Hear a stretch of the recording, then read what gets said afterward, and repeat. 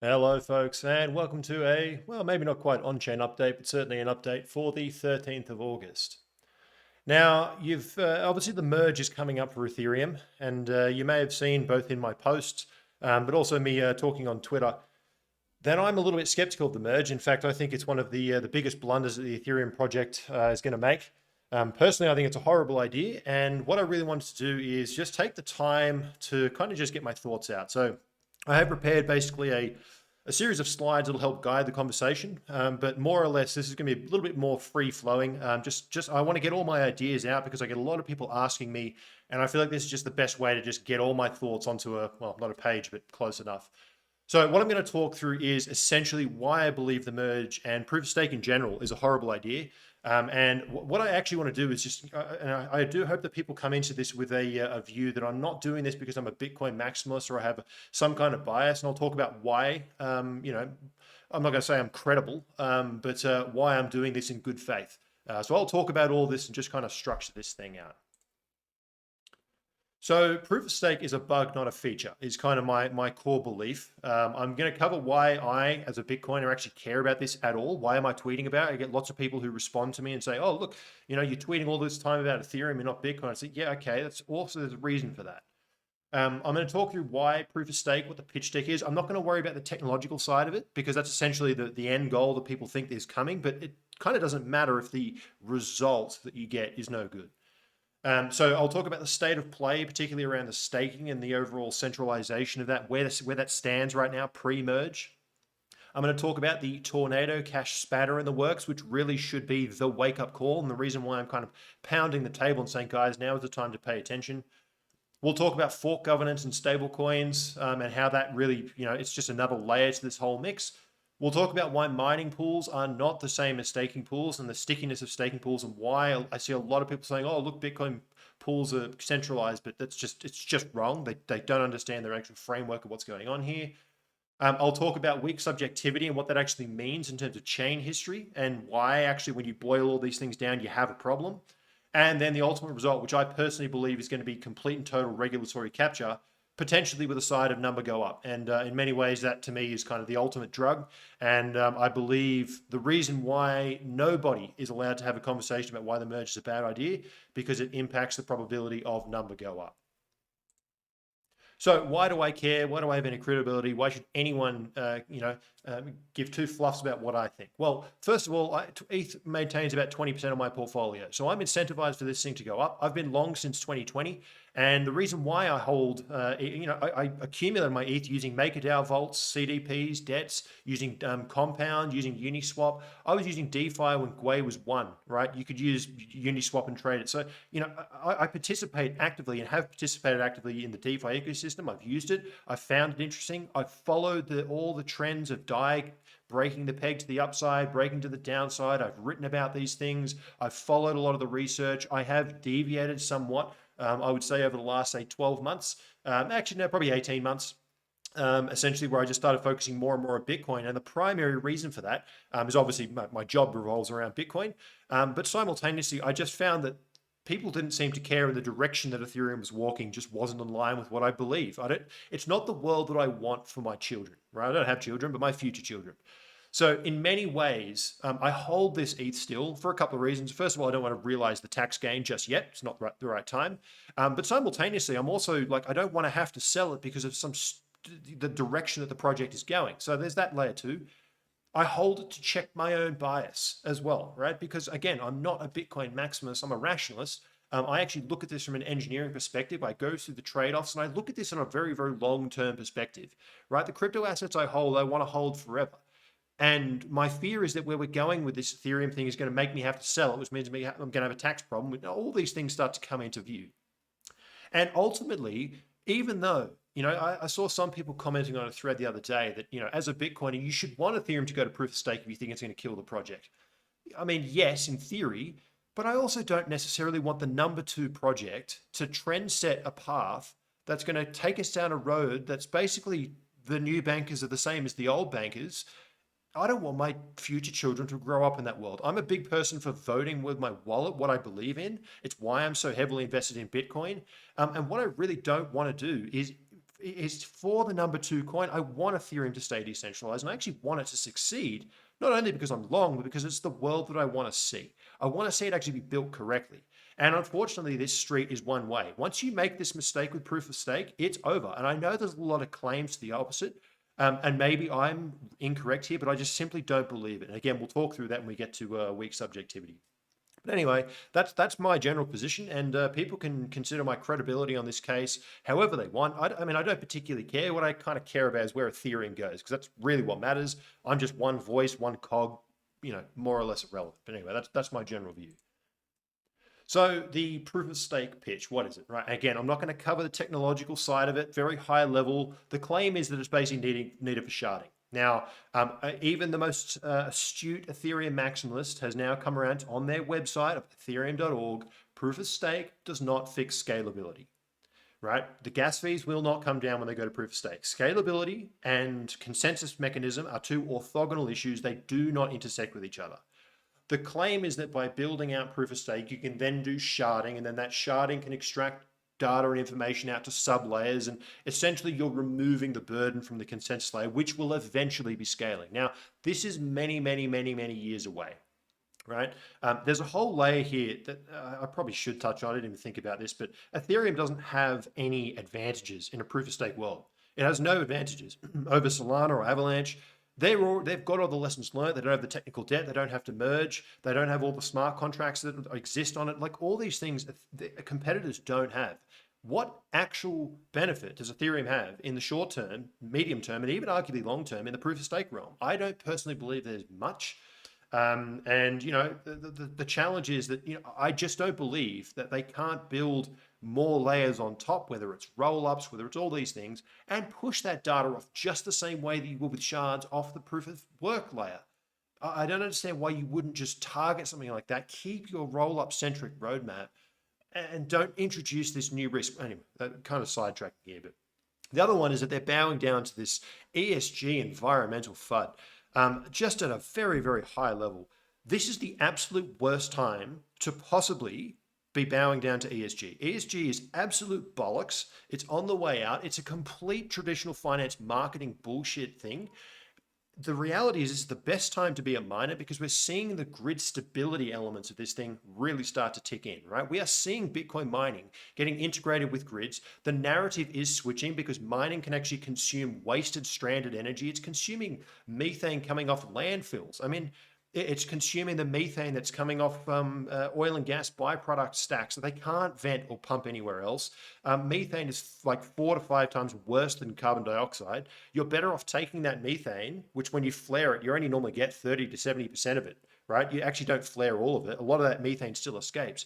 Pipe that into a generator and combust it at 99.99% efficiency into carbon dioxide. You've turned a 4 times worse gas into a 1 times worse gas. It's still carbon dioxide, but it's a better situation, right? It's the best time to be proof of work.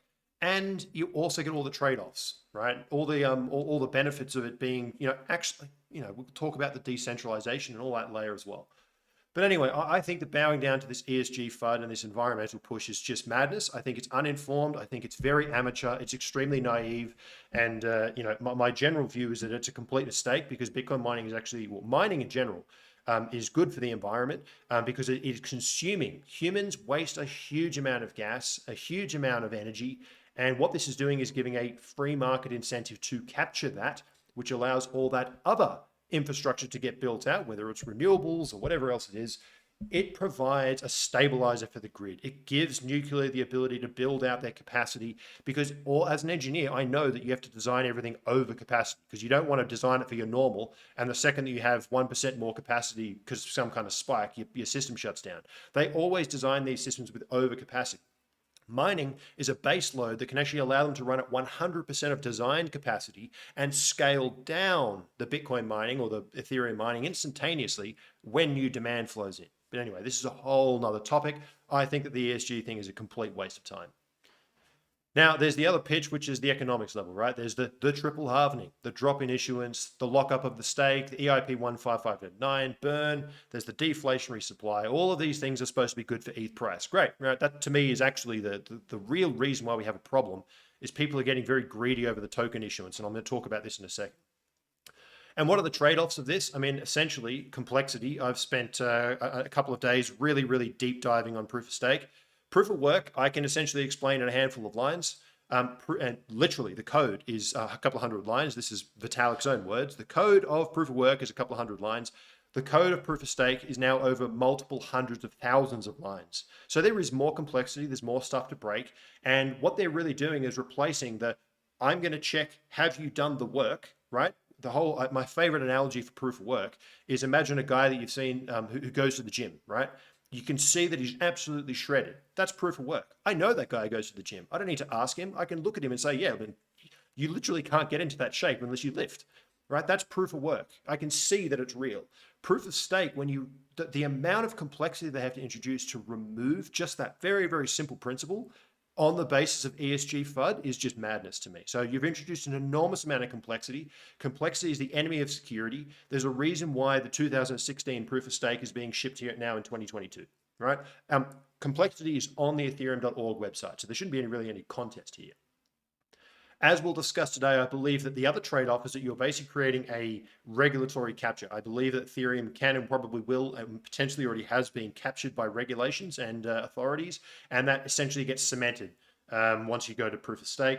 And this is a result of weak subjectivity. They literally introduce weak subjectivity. In proof of work, you literally check which chain has the longest, most accumulated work, and that's it. I've checked the guy at the gym, he's big, that's it. There's no debate. Whereas with proof of stake, it actually devolves down to social consensus, arguing on Twitter, arguing on Reddit. And I would just like to posit in our current, let's call it political environment, how well do you think that's really going to go? It's a horrible idea. It's absolutely horrible idea. And it actually imposes some kind of centralization to make it happen. Anyway, so that's kind of the proof of stake pitch in a nutshell. Now, let me just start with the EIP1559 problem, because this was, I believe, the first major blunder that the Ethereum community made. And the reason why it's a blunder, in my view, is that it's actually created a long-term social consensus problem, and one that I think is going to erode Ethereum's network effects. So essentially, I put this tweet out a long time ago, about a year ago, May 2021. That the prediction. EIP1559 is in the process of converting Ethereum culture from focus on innovation to a focus on number go up. Just as Bitcoin tracking towards Bitcoin.tm, right, which is a epsilon theory claim, basically it's Wall Streetification, due to lack of fungibility, as will Ethereum overcorrect for years of poor value capture. So for years, Ethereum was gas, so to speak. And then EIP1559 was kind of the genesis of the ultrasound money meme, it's going to be sound money and all this kind of stuff.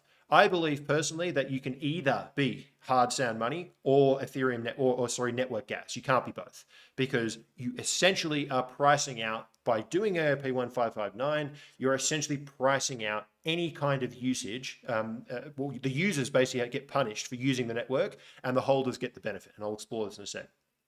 But you can see here, here's Mr. Bankless Dave Hoffman saying, Bitcoin has created, they consider miners to be creating sell pressure.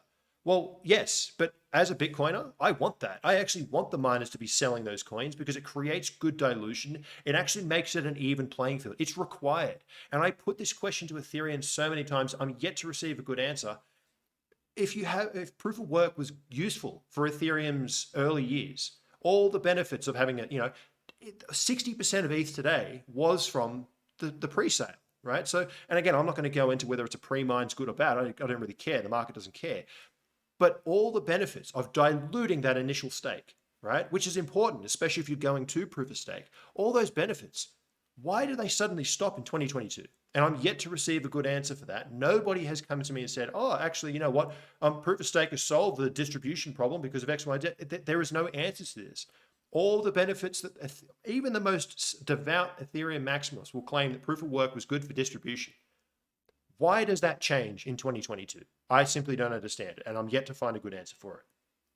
And I like this quote down the bottom here. Every Ethereum monetary policy change, sounds a little bit like fiat, has only ever benefited ETH holders. He's absolutely correct. And here's the real problem with this, and why I believe EIP1559 is a horrendous social blunder that will take years to play out, but it will play out. So we're talking about in a proof of stake system, you care about your share of the pie. There's 100 million coins. How many of them do you own? That's your share. Now, that's obviously changed by dilution, by issuance, and then also burning and all this stuff. But generally speaking, what's the pie? How much do you have? That's what you care about in a proof of stake system.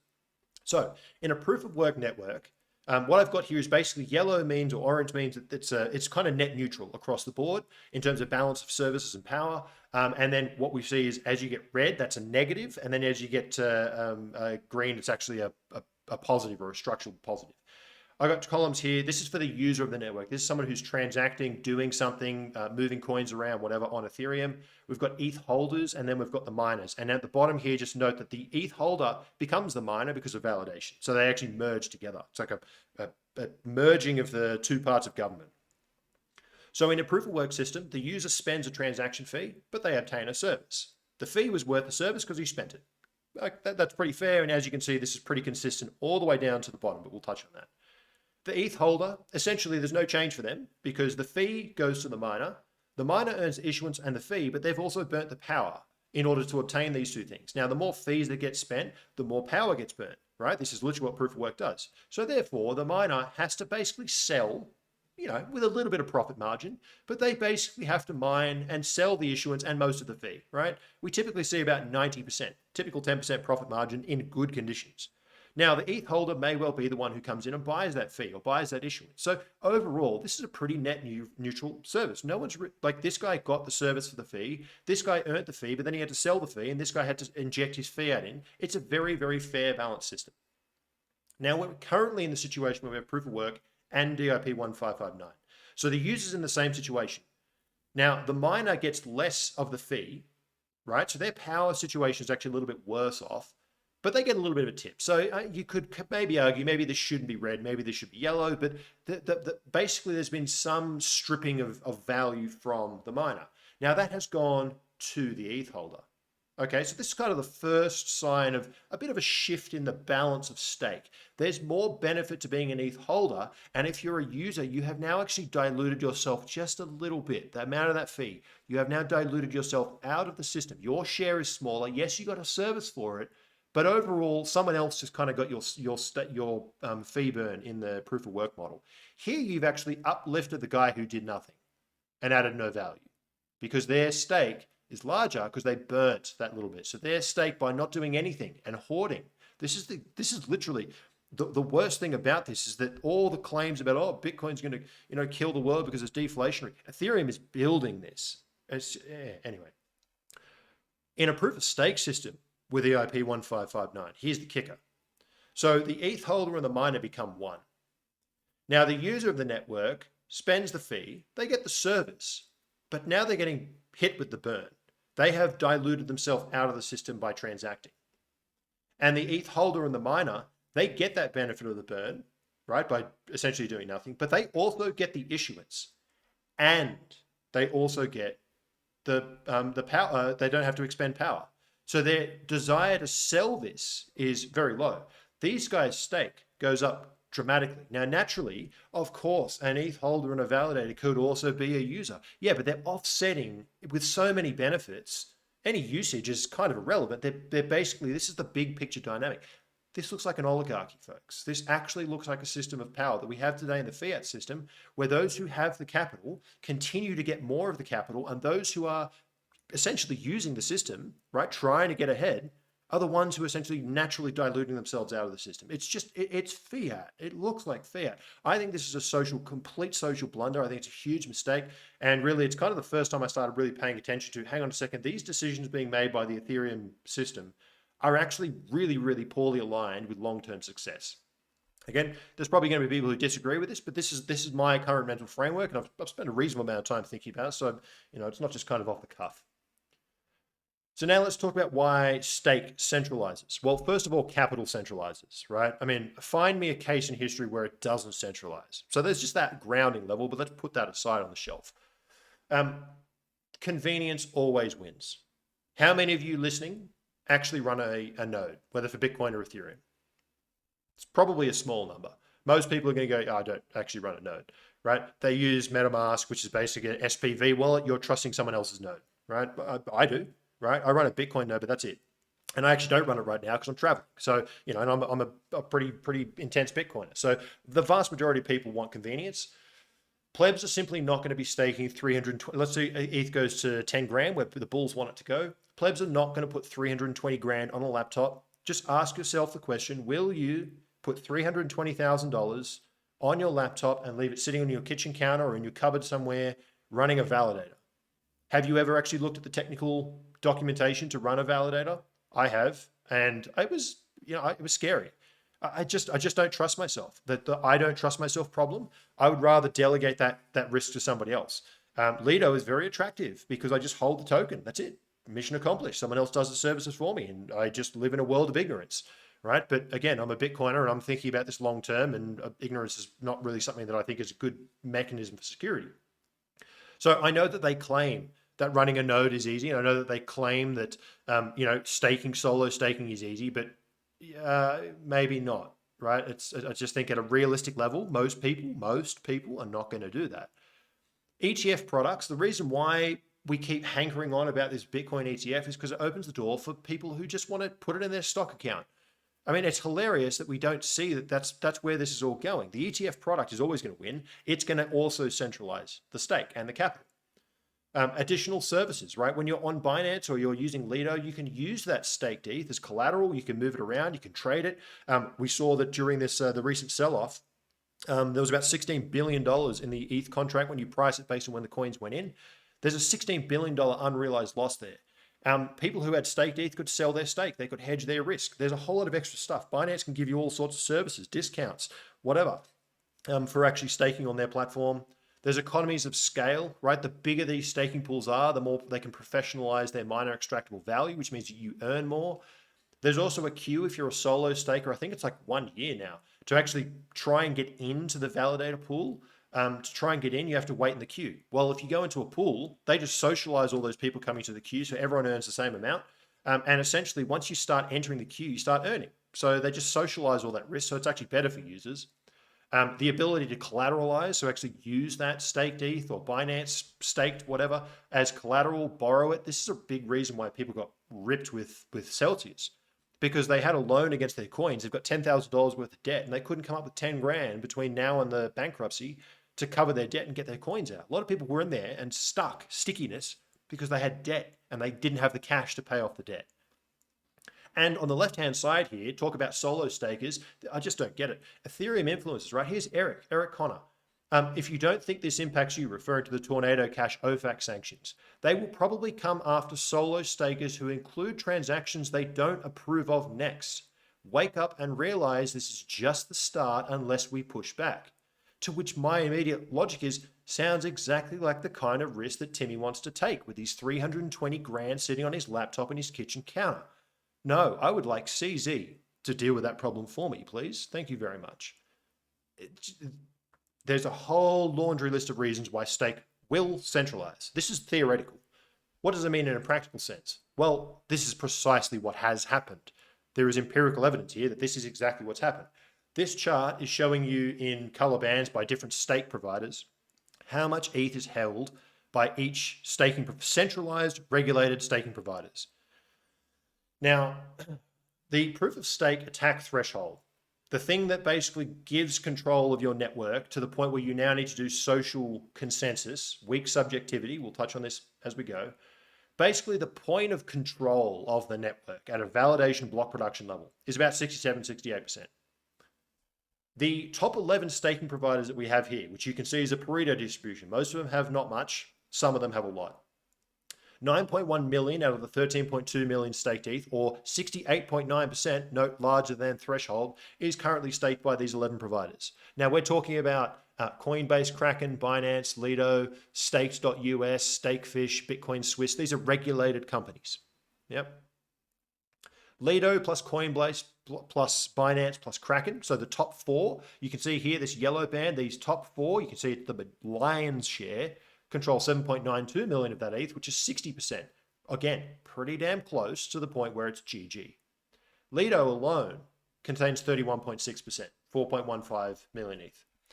Now, Lido is an interesting situation because it's a, in inverted commas, decentralized mechanism. Well, it's not. And there's a good podcast with Alex and Ryan Berkmans on Unchained recently, where both sides, the Bitcoin side and the Ethereum side, admit that this is a problem.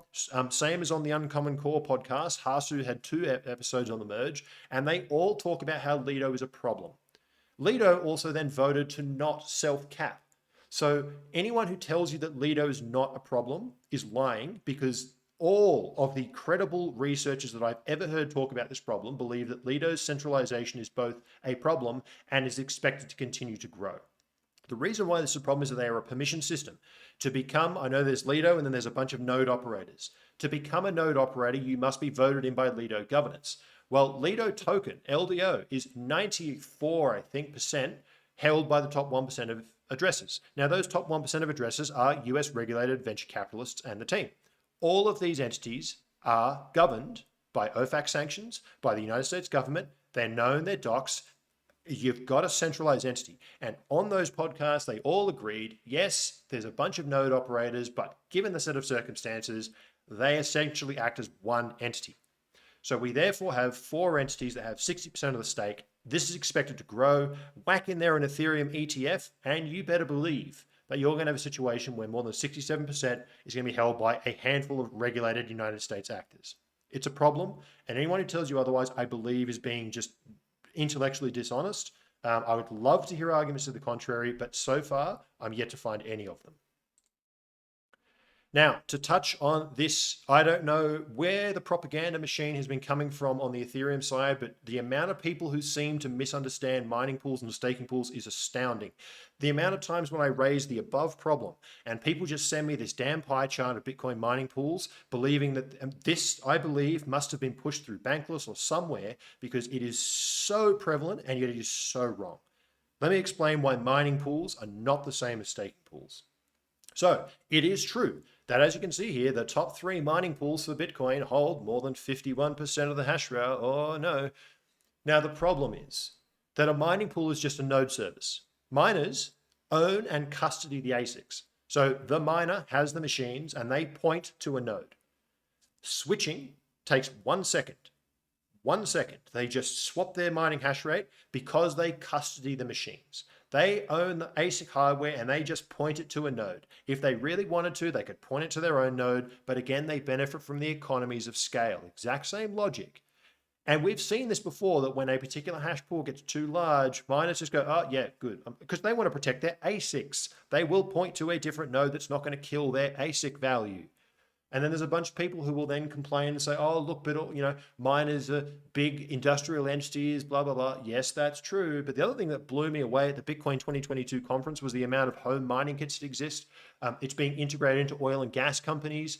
Basically, the incentive structure is so strong and power is so diverse. And as we saw an attack on 52% of the hash rate in China mid last year. And the entire system maintained itself full uptime and was able to re-decentralize. It's actually more decentralized than it was back then. So that China FUD was around for years, and now that's gone. They've distributed all over the place. Power is everywhere.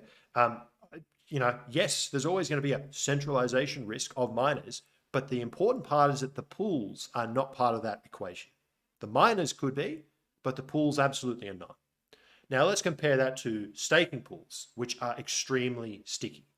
So as I mentioned, there's economies of scale. People are naturally going to gravitate and have gravitated to, right? There actually is no debate here. This is what has happened. They do and people can say, oh, it's because there's no withdrawal. I assure you, this thing is not going to change when you get withdrawals. The human being convenience factor will continue to push towards centralization for all of the theoretical reasons we saw before. Anyway, economies of scale, the pools do custody the validator. Unlike mining pools, the staking pools own the nodes that are the validators. You've deposited your coins on Binance. Binance could say, you could say, hey, I want my coins back. And Binance could say, right, okay, that's cute. What are you going to do? You can't do anything, especially when you have, maybe you do want to exit, but you've got some kind of loan against your staked ETH. Well, you're going to need to come up with that cash, extract it, and then go through the queue process to get your staked ETH out. That's going to take time, isn't it? So staking pools are sticky. And the challenge here is what happens if, I don't know, the government says, yeah, if you're staking these things, they're securities and you now can't withdraw them. Now you've got a problem. Now you've got a real problem because those staking pools custody the coins and they custody the validator. It's very different to a miner saying, yeah, I'm going to protect my ASICs and point it to that node. So there are very, very real differences between staking pools, which are extremely sticky and extremely hard to get out of, and mining pools, which are absolutely not. So yes, the centralization problem of hardware and power is a better case, but the propagandists seem to be talking about mining pools because they can show this pie chart and it's easy for people who are uninformed to be informed by this complete misnomer. So just a really, really important point that mining pools are not staking pools. If you want to have that debate, you have it about the mining power, but then you've got to come up with where is the actual geographical location of all these miners. You've got to start looking at the amount of hash power. You've got to do a little bit of proof of work in order if you want to actually prove that particular situation. The mining pools, it just ain't it.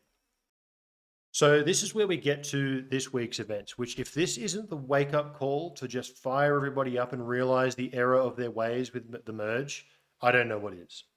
So a very, very high level, this week, OFAC sanctioned Tornado Cash, which is a privacy mixing tool on Ethereum.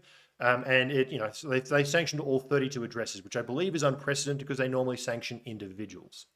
Now, basically, the fallout from this is extremely telling as to what's going on. Within a matter of days, Infura and MetaMask blocked all access. So Infura and MetaMask are basically SPV wallet software, right? So they host nodes. Your MetaMask points to their node. They blocked all transactions going into Tornado Cash. And you know that meme where it's Bart Simpson in the classroom, say the line. All the .eth was say the line. What's the line? Oh, it's decentralized on the back end. The smart contract will continue to run, but it's just the front end. It's just the front end, right? Can we all have a chuckle at this?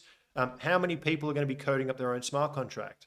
Here's poor old Anthony Sassano, whose .eth account, which was dusted by a bunch of 0.1 ETH from Tornado Cash.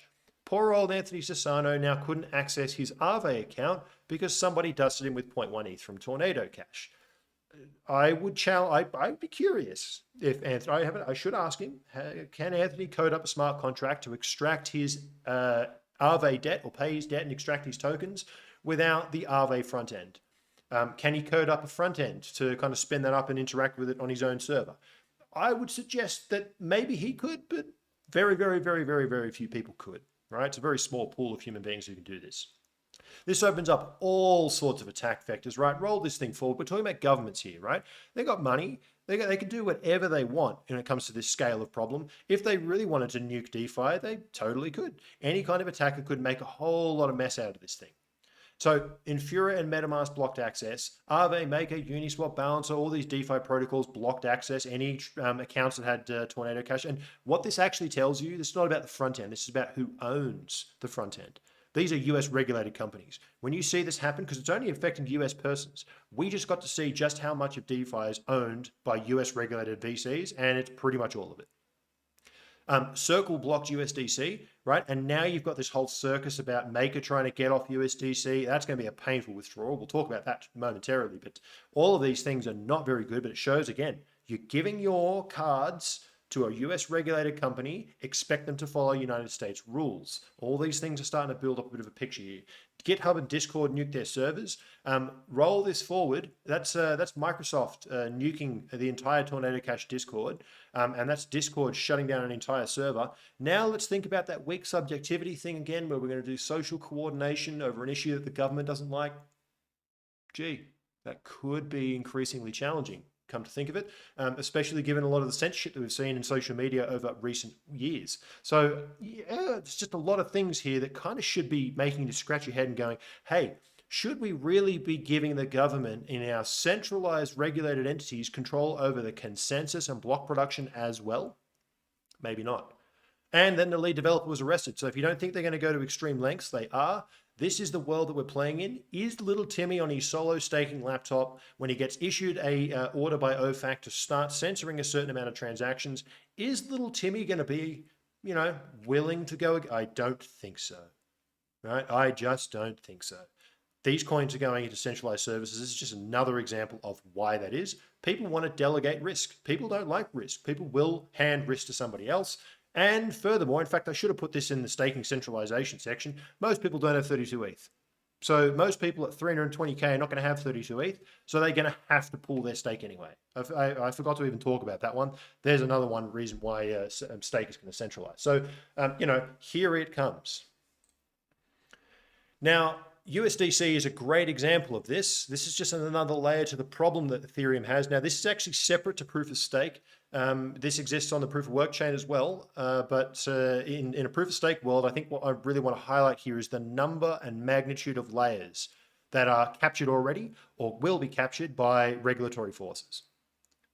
So Ethereum owns, the choice of which fork is Ethereum and ETH is actually down to Circle and arguably Tether, but mostly Circle. Now, this has been written about extensively by many ETH bulls, so again, this should not be a controversial topic. The logic here is that you have two chains. If you have a split, the upcoming proof of work fork is a good example of this. Circle has $50 billion worth of assets. And if you split the chain, you've now got $100 billion worth of liabilities. Now, you can either value USDC at 50 cents on both chains, or you value one at $1 and the other at 0. Now, Hasib, who's one of these, ETH researchers and, quite active in the DeFi space, has an article which has been widely circulated, and, a lot of people keep posting it saying, oh, look, no, this has already been discussed and talked about. It's like, yeah, but the problem wasn't solved, was it? Circle recently issued their announcement that they were going to support the proof of stake fork. So what this means is that USDC, which is the collateral that backs DAI, 60%, which is the collateral that backs a huge amount of the lending and borrowing, is going to go to 0. Right? It's going to become a free floating token that people are going to probably speculate on, but nevertheless, it will not be honored by Circle on the receiving end. This is going to liquidate DAI, right? DAI is going to go to 0 or 40 cents because it's backed by 40%, not USDC. And he kind of plots out here all the painful elements, right? Bank runs occurring, holders and positions have to then come online, the cold storage gets operated. I mean, the whole thing is just chaos. So the proof of work fork is going to be an absolute disaster. It's going to blow up, it's going to implode, DeFi is going to hemorrhage. Because of DeFi, you can't liquidate everyone, right? I mean, you can, but basically that's the fork that gets completely massacred on the DeFi side because the collateral went to 0 and the borrow went to 0 and all the DAI went to 0. That fork is probably not going to make it. Circle chooses which fork is Ethereum. Now, that's all well and cute when we're talking about proof of stake and the merge. What happens when you must use KYC to use USDC? And all the validators are owned by a small set of companies. And the United States government says, if you don't do this, you're breaking OFAC rules. You're an enemy of the state. Suddenly you've got a situation where USDC is going to go, well, I've got to follow the rules. I don't have a choice. I'm a US regulated company. I don't have a choice. The government has a choice. You as the user don't have a choice. Circle doesn't have a choice. They have a choice.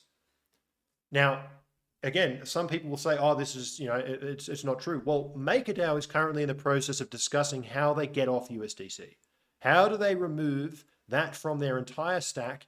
And they put it in because they couldn't maintain the peg. Now they're going through the process of a very, very painful withdrawal trying to get off USDC. And I just want to highlight here that what we're looking at is a system that I don't like to use this meme. Bitcoiners like to use this meme, but in this instance, it's valid. What they're currently processing, this is what the claim was. MakerDAO is considering a 3.5 billion ETH market buy, converting all USDC from the peg stability module to ETH. Now, Vitalik himself responded to this saying, that's a bad idea because if you get collateral fall, ETH value falls, the whole system becomes a fractional reserve. So again, I'm on the side of the big V here. A mechanism like this really start to approach the definition of circular reasoning. ETH in proof of stake is backing the ETH that's in the CDP debt, which is backing ETH that is then tokenized into DAI, which is then backing ETH, which is in the Maker security module. You have ETH that's backing ETH, that's backing ETH, that's backing ETH, that's backing ETH. It's a circle. There's no input. There's no input to this system. It is a perpetual motion, sadly, Rube Goldberg machine if you do this. The reason why USDC is so integrated is because to be honest, it was the path of least resistance to, inverted commas, solve all of these problems. The problem is they didn't think about what was the knock-on effects. And again, this is something I've actually been talking about for years now, these observations that USDC is going to be a drug that's going to be extremely painful to get off. And USDC essentially chooses which fork is Ethereum. Again, another layer of capture, and it may not matter when the fork is the merge, but it may matter when the fork is something to do with KYC, surveillance, and the United States government. A little bit of a lean, and there ain't going to be much choice.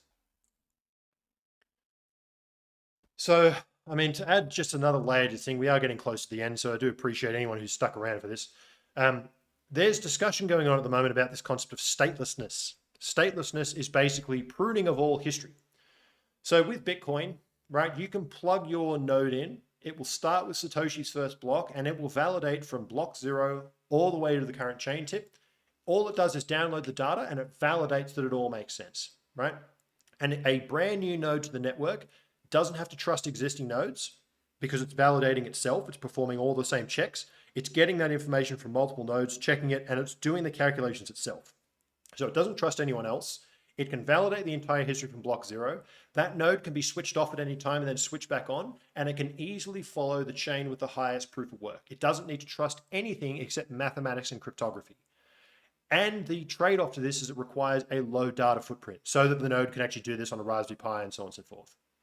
Now, the discussion at the moment is for ETH2 because they want to become the world's computer, essentially.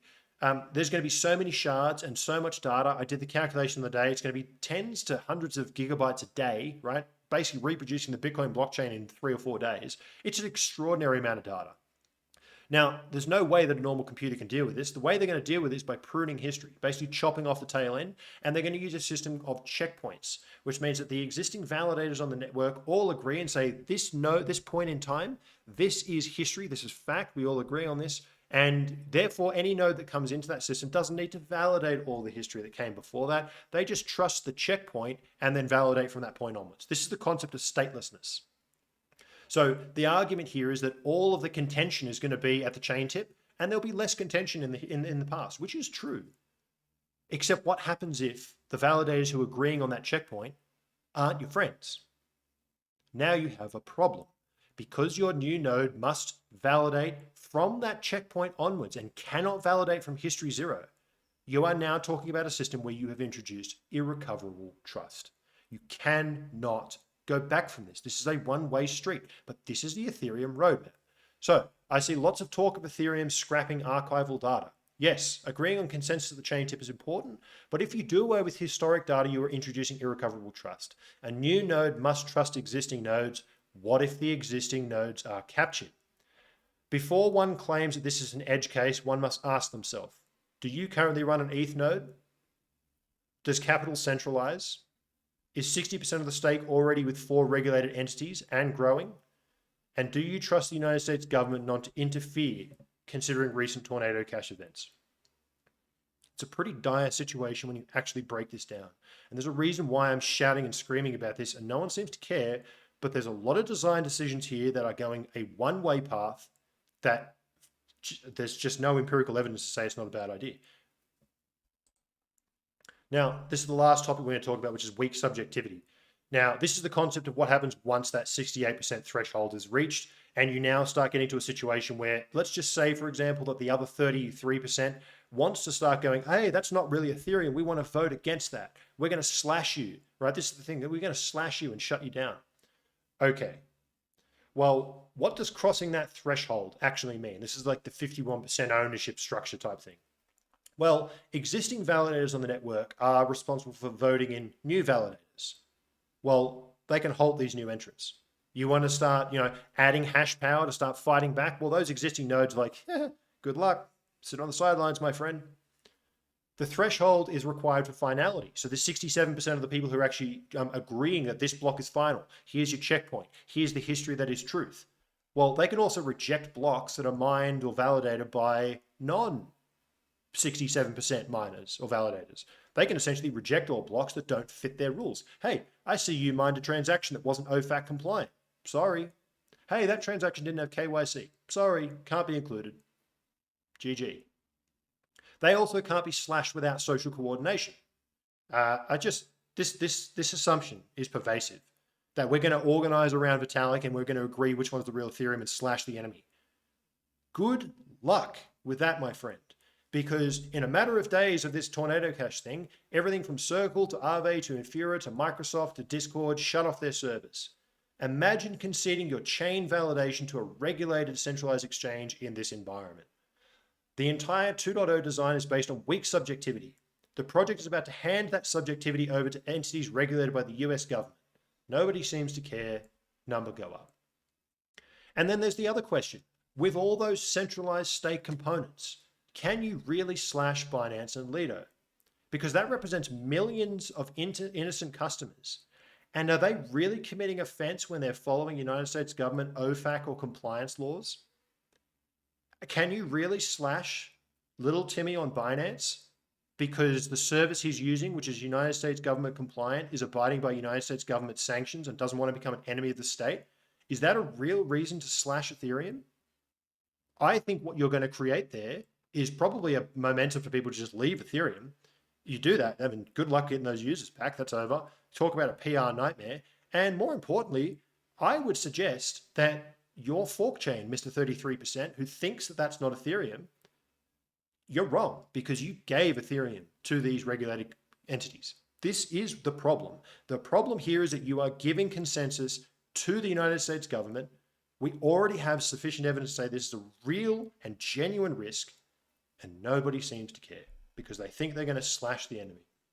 It's just madness.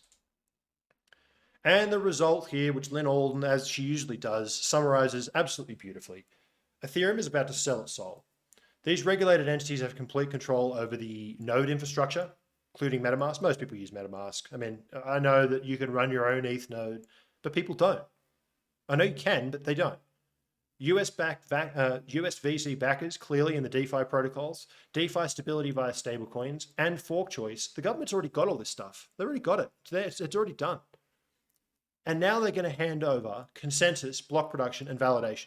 This is the last piece of the puzzle that they need to have complete and total control.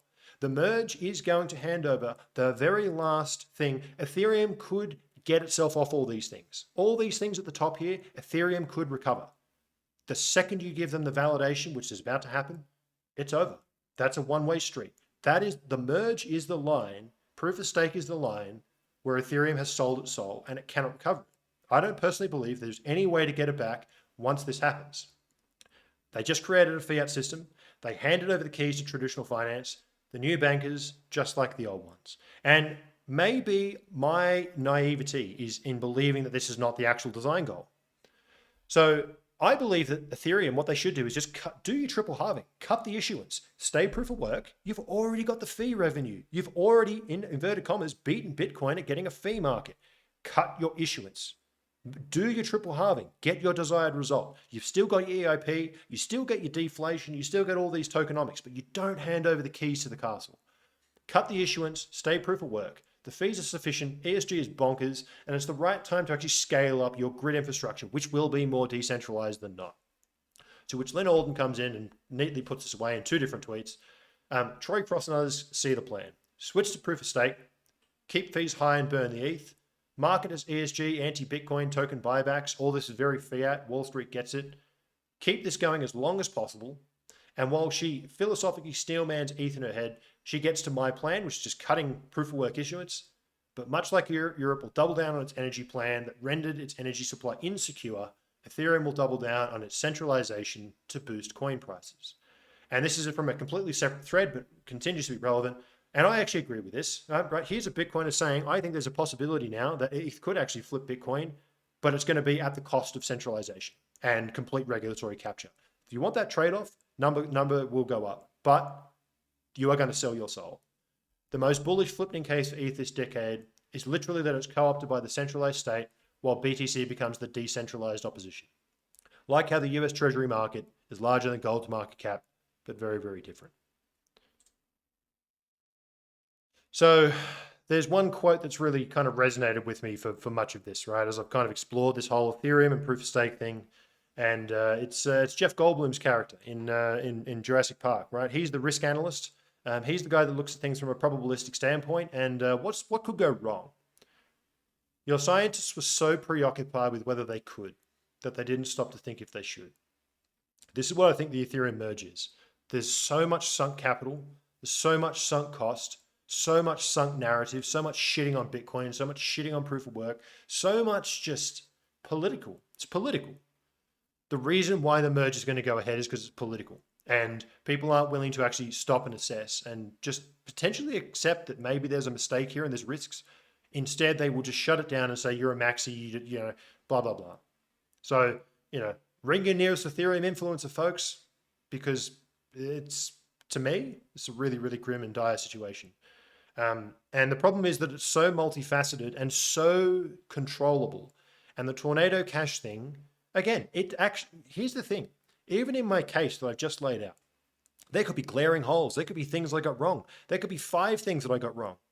There are so many layers that were demonstrated by this Tornado Cash thing. You only need 1 or 2 of them and it's over. I only need 1 or 2 of those things above to be correct. And you're going to have a problem with Ethereum long-term in terms of regulatory capture. If you get all of them, it's a home run, but it's very unlikely that it's going to be just one thing and it's all going to be fine. I genuinely do believe that there's so many holes in the debate that Ethereum will stay decentralized. I just don't see it. So, there's a reason why I'm shouting and screaming about this. That's pretty much my case. Hopefully it's useful. Again, there's a lot of rambling in there. There's a lot of ideas. I didn't really know how else to get this out aside from just talking through the points and just discussing it relatively free-flowing. There's going to be people who listen to this who absolutely disagree with me, and I would love to hear your comments as to what I got wrong. I would love to hear where the arguments would be refined. I'd love references to these things. But I also would just, it would also be actually quite useful to hear people go, if you do actually see the logic here, if you do actually see it, I'd be curious what your opinion is. Has it changed? Have you thought about these concepts before? Have you heard any people talking about this to this level of detail? Is something like this on Bankless? Because it really should be, right? To me, these risks should have been covered. And I see lots of people say that it's, the research team has got it covered. Well, I've listened to Tim Biko, I've listened to Danny Ryan, I've listened to Hasu. I listen to Ethereum podcasts to understand what's going on here. And they all seem to recognize that many of these problems individually are a huge issue. But I've never seen someone cohesively put them together and say, here's why you're in trouble. Here's why there's a regulatory capture potential here. And it could very well be irrecoverable. So it's kind of I don't know what you call it. It's a Swiss cheese, right? In risk analysis, we talk about a Swiss cheese. And that's basically where you need many things to go wrong. And you need basically the risk to fall through all of the holes, right? You put your layers of Swiss cheese, you need to line up all the holes. Otherwise, you're going to get stopped by a piece of cheese. To me, I see a Swiss cheese risk problem here where all the holes are starting to align and the US government's about to drop an atom bomb right on top of the credible neutrality of Ethereum. So anyway, that's my case. Hopefully you found it useful. I would love to hear comments, both sides. Again, I'm not saying that I got everything right. This is just kind of my summation of all the different concepts. And what I see is a very, very overwhelming body of evidence that has essentially eroded my trust that Ethereum will be able to stay decentralized. I think they're making a horrendous mistake. I think the merge is a big mistake. I think it's going to happen anyway. And I think it will take multiple years to play out. But I believe there's enough evidence already in play that it could be too late. So the last thing is just don't merge, folks. Drop the proof of stake, stay proof of work. And I believe Ethereum will live to fight another day. Anyway, thanks for that. And I'll see you in the next one. Cheers.